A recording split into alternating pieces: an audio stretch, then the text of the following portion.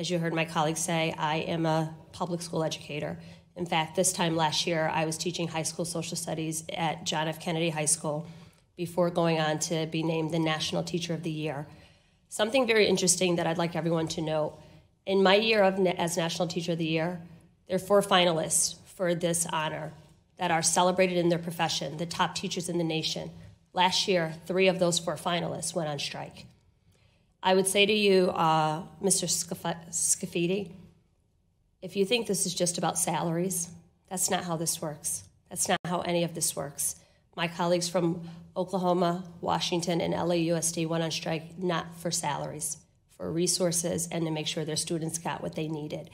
So I'm interested to learn. I know a lot about education. I know a lot about what the other members of the panel said, but I'm trying to unpack your testimony and perhaps gain some valuable insight. In reviewing your testimony and your previous writings, I found that you spent your career advocating for school choice and for voucher programs. In your 2015 paper, The Integration Anomaly, you argue that for choice to improve integration, it should be free from regulation. We also heard at the start of this hearing that the last thing schools need is more control from Washington. Mr. Scafidi, would you categorize the Individuals with Disabilities Act as a regulation? Yes or no? Yes. Yes.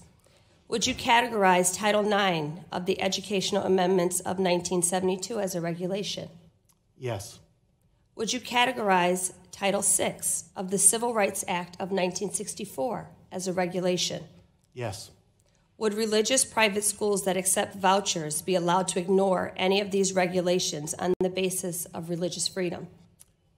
In my paper, I advocated, the paper you referred to, that they should have to abide by civil rights laws. Not what you advocated. Would they be able to ignore any of those regulations? Depends on the plan. It depends on how the bill is written or the law is written. But I would advocate that they should follow civil rights. Not what you would advocate, yes or no? Well, it depends on the law, how the law Yes, is they written. would.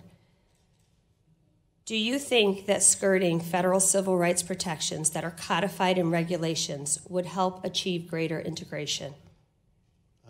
No, I wrote that they should not. Would it make public schools safer or better for all students If they were allowed to skirt the regulations? no. No. In my time as National Teacher of the Year, one of the things I was able to do was travel all around the country, visit over 40 states, and view firsthand their educational opportunities, experiences, settings for kids. And I promise you, trust me, they do not all look the same, and we don't want to leave that up to states and local municipalities.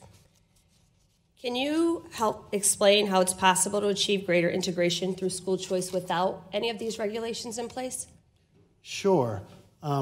What we've done in this country in public education, and a lot of it's great, is making schools similar. We've equalized funding, which is great, but now states have common standards and common testing, and so schools are becoming more similar. So students are sorting by socio-demographic characteristics in this country.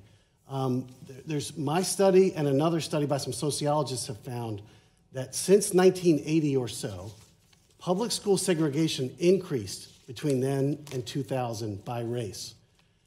After 2000, public school integration has lagged neighborhood integration. Public school integration by income has increased dramatically in this country since around 1970. I think a well-designed school choice program, giving, for example, bigger scholarships to low-income children and what have you, and I list a whole list in my report that you referred to, would promote integration. And I think that's the only best hope to promote integration by race and class in this country in schools. I'm almost at the end of my time, but I can assure you that I have lived, worked, educated my children in a Title I school district. That was not by choice. For many people, it's their only option. And it sounds like under your plan, this idea that export the highest performers out and keep those people right there will not work. Mr. Chair, I yield back.